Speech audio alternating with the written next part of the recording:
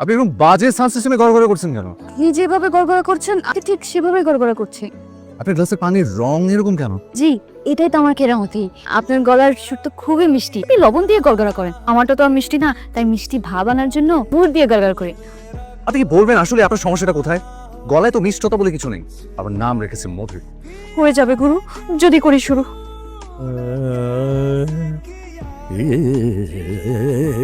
শ্যামা তুমি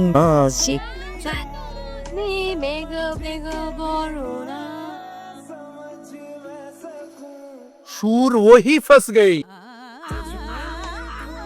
তোর ক্যারিয়ার এখানে শেষ। কি সমস্যা? ও গুরুজি, ক্ষমা করুন গুরুজি, খুব কঠিন একটা গান রিওয়াজ করে এসেছি। গানটা শুনলে আপনি শুধু আমার দিকে তাকিয়ে থাকবেন মুগ্ধ। শুনি।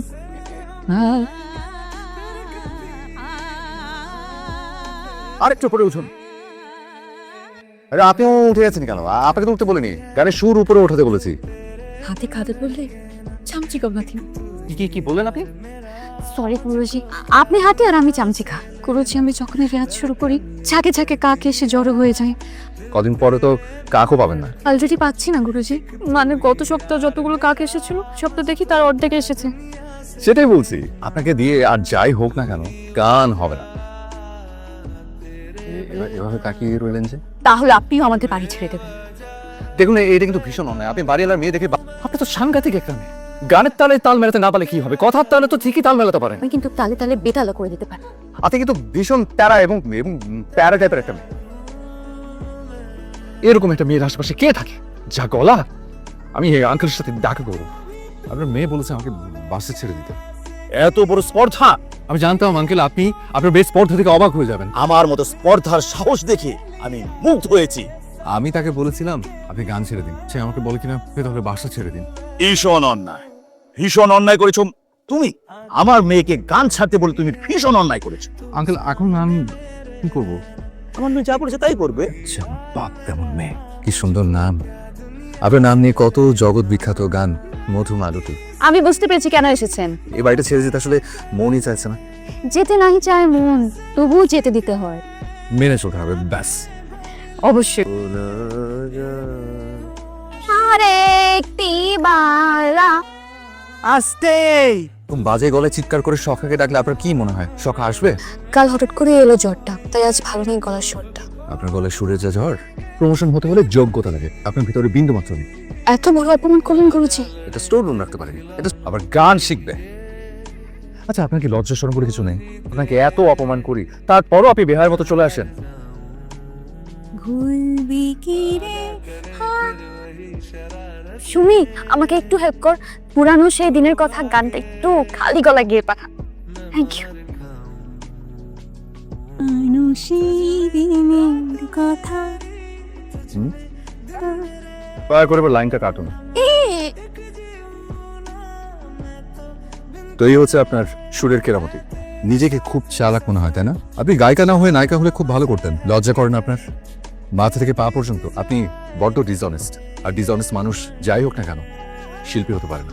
দয়া করে আমার চোখের সামনে আসবে না। আপনি একবার আমার সাথে দেখা করুন, এরপর আমি আপনাকে কখনোই ডিস্টার্ব করবো না। আপনি যা বললেন কথাটা মনে থাকে জানো। আপনি যা বলবেন একটু তাড়াতাড়ি বলবেন।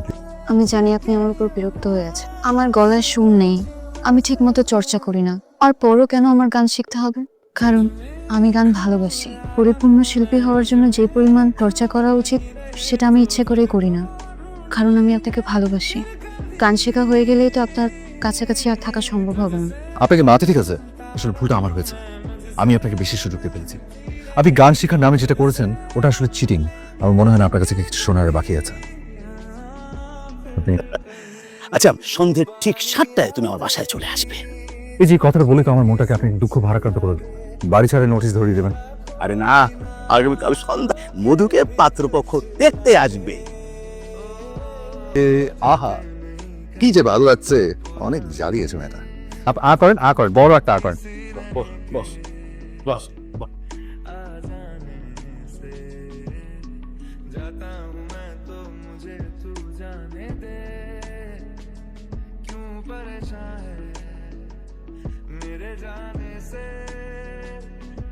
সত্যি কথা বলতে তখনও বুঝতে পারিনি ভালোবাসার এত সুন্দর ছোট ছোট কিছু অর্থ আছে।